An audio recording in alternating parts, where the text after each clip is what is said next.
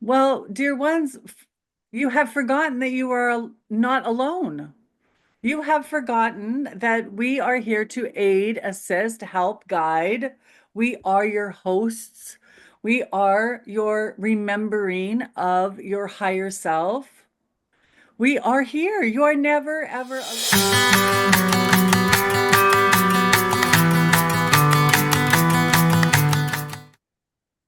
Hey guys, it's Joe and Belinda, and we are back for another channeling session. So, welcome. And as always, remember that the channeling sessions, they have told us again and again, are um, not only the words that they say, but this is a vibrational experience. So, information outside of simply the words is downloading as you listen to this. And they have assured me that that vibration works no matter how long this video is up. It is, there is no time and space, so it's always working. So, stay hydrated, and just allow yourself to relax and let whatever sticks stick, and whatever aligns with you and feels true for you, keep that and disregard the rest. As always, I'm going to be channeling a collective of angels that I call Sam, and they are getting more and more fun. This is like I've been channeling for about a year now, but I'm only now just coming out of the closet and doing it more often and for longer periods.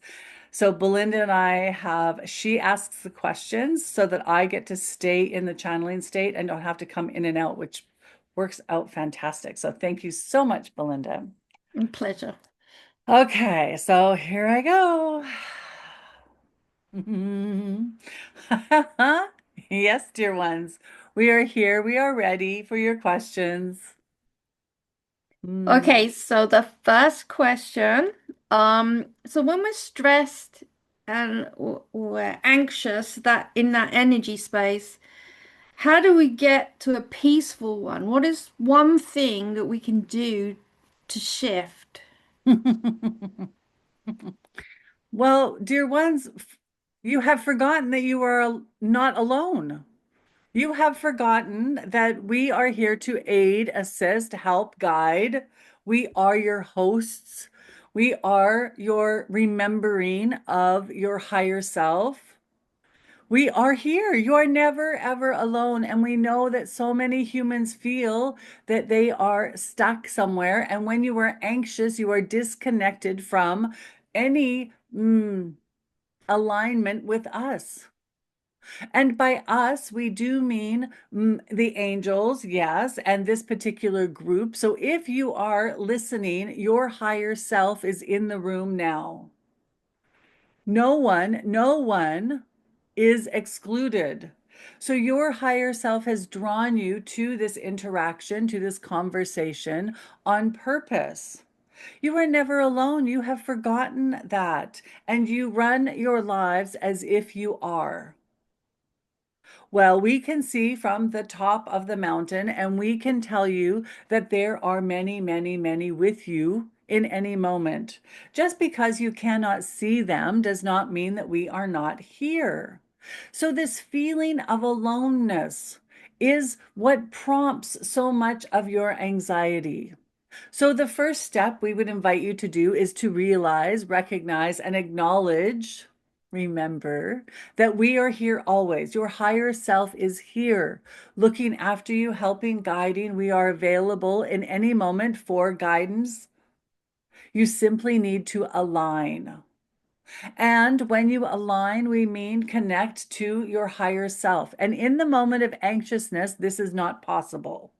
So it is the recognizing, acknowledging, well, wait a minute, I am currently disconnected. I have unplugged because I am anxious. Well, there is the billboard, if you would like, with flashing lights. Anxious, stressed, upset, angry, frustrated, scared. Those are all the flashing billboards indicating that you have unplugged. So, in order to get back plugged in, simply pause and notice that you've unplugged. Because it is like this one went to make toast and could not figure out why 5 minutes later the bread was cold. Well, the toaster was not plugged in. If you do not notice the unplugged, you cannot do anything to shift it, can you? So the noticing is the first step. Oh, there is a billboard. The lights are flashing. Will, what is the saying? The Houston, we have a problem? Yes. This is the indicator. I am feeling crappy. Well, that's the billboard flashing that you are unplugged. Okay, I feel unplugged. I know I'm unplugged. Now, how do I get back plugged in? Well, the indicator flashing lights for plugged in is I feel good.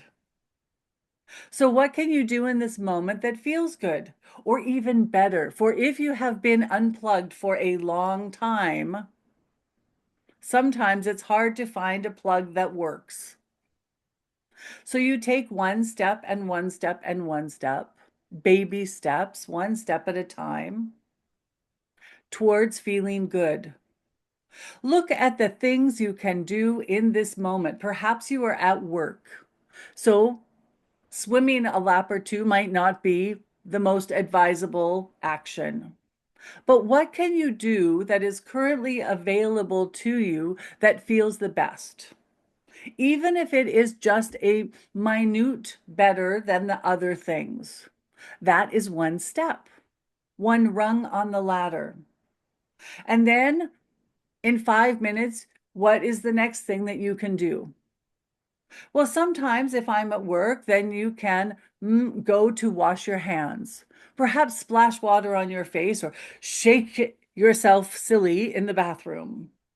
Then that takes up 5 minutes. You are one step closer to being plugged in. You go back to your desk and you think to yourself, now, of all the things available to do, what feels better now? Well, maybe I'm going to stick my headphones on so that I don't listen to my coworkers and the drama that is around me. I can focus more. Okay. Now you put on your headphones and you listen to some music that is soothing or joyful or whatever feels better in that moment. Now you are 10 minutes in, two rungs up the ladder. Next, okay, I have to take my headphones off because now I must go into a meeting. What can I do that feels better? Oh, in the meeting, while everybody is talking, I'm going to wiggle my toes. I am going to remind myself that I am present in my body in this moment. I will move my bottom a little bit. I will wiggle my toes. I will take a breath. I will not engage in the energy that was me 2 rungs ago. The meeting is over, and 1 hour later, you are 3 rungs up the ladder, and so forth and so forth. It is not always some big, monumental, giant act that you must do to re-plug in. It is the small choices in moments and moments and moments that get you back plugged in. And suddenly, at the end of the day, you feel, this afternoon was not so bad after all. I have moved 5 or 6 rungs up the ladder, and suddenly, by the time you are home, you are plugged in. You listen to a podcast on your commute that has a high vibe or a fun atmosphere, and suddenly you feel pretty good. Now is the time. You are plugged in. Oh, yes. Earlier today, I was feeling anxious about this problem or challenge from a plugged in perspective. What might be something I can do about that? Solutions will flow. Suddenly, you will be led to write something down, to make a phone call, Make a post-it note. But you will find the answers to the challenges when you are plugged in. The toaster doesn't work any better than you do when you are unplugged. Does this help you at all? It does. Can we expand a little bit more on that, please? Because it's like, how can we accept what is? Because acceptance is part of it as well. When we feel so crappy and we don't like it, how do Mm. you accept it? Well, there is nothing you can do. We want to backtrack to a moment. A moment is, but well, we have had many of them in the time that I said moment. So moment is so quickly. So you cannot change anything in this particular second, in this nanosecond. So if you are unable to change it, then it's not acceptance as in, okay, I'm all right with that, but rather you accept it so that you may have the power to shift it. If Mhm. you do not accept it, if you blame the universe, or you blame your angels, or you blame your neighbor, or your mother, or your father, or your sister, or your boss, or simply the people on the bus, or the ferry driver, well, then you have no power. You have given away all opportunities to outside of yourself to shift any of the energy. We have heard many say that your circumstances are a reflection of what's going on inside. Well, we would like to elaborate a little bit in that it's mm, it's as if the movie is playing. It has nothing to do with you, but how you view the movie has everything to do with you. Some will see a movie and be sad. Some will see the same movie and laugh. Others will be terrified. Others will be bored. The movie is simply the movie.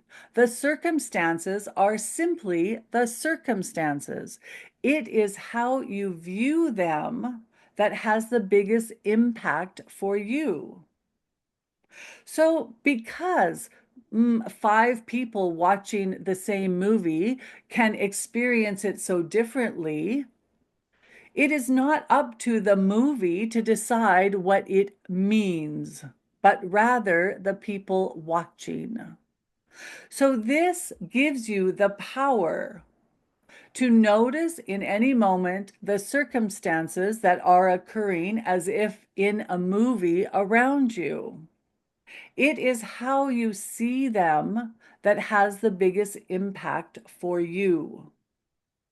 Does this make sense?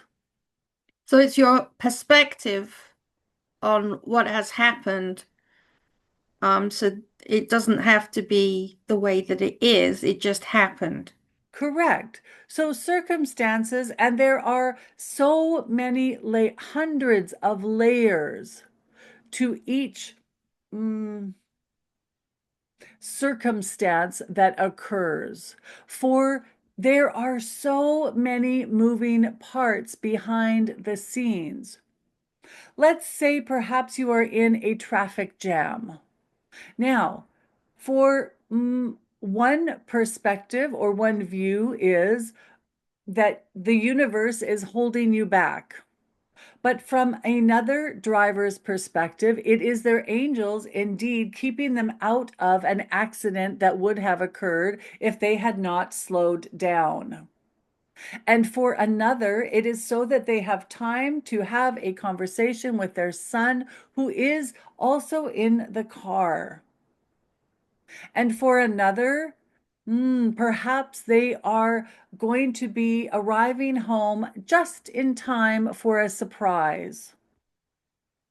And another will see it as, oh, a burdensome thing that the city cannot get their crap together. to do this at a better time. Each one, there is many, many layers going on in that moment. So it is hard to say for certain what is linked to each individual, for there is so much to see and navigate, and the logistics of it all are what you would call mind-boggling. So for yourself, you have the most power when you choose your perspective rather than going with an old one out of habit. So in the moment, yes, this one spoke this week to someone about the perspectives and about how the power rests in you, that life has no meaning but the one you give it. And this is where the most power lies. The only upset is ever that humans think that things should be different than they are. For if there is a traffic jam and you are upset, if you really notice your upsetness, you will notice that you think there should not be a traffic jam. But if you were to sit in your car and go, oh, there is a traffic jam. I don't love it, but it is. Now you have freedom. Now you can change your viewpoint or your perspective. Now you have the power rather than sitting in the stuckness of the expectation that was unfulfilled. The only upset ever comes from the expectation of how something should be different than it is. When you notice that this is simply what is, without the judgment or the expectation attached to it, there is much freedom in choice. Does this broaden it for you? Yes, thank you very much. Do you have another question at this Um, time? I need to go back to Jo so that she can give me the questions, and then I would like to come back, please. Perfect. Thank you. We will see you soon. We love you oh so much.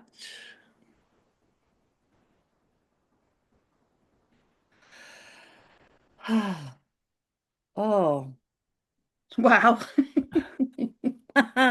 Thanks, guys, for watching another video, and we will be back very soon with another one. So be sure that you like and subscribe and hit that notification bell so you can see more videos like this. And of course, please, if you have a question for Sam, put it in the comments because we would love to get their viewpoint on questions that you guys have. We'll talk to you later.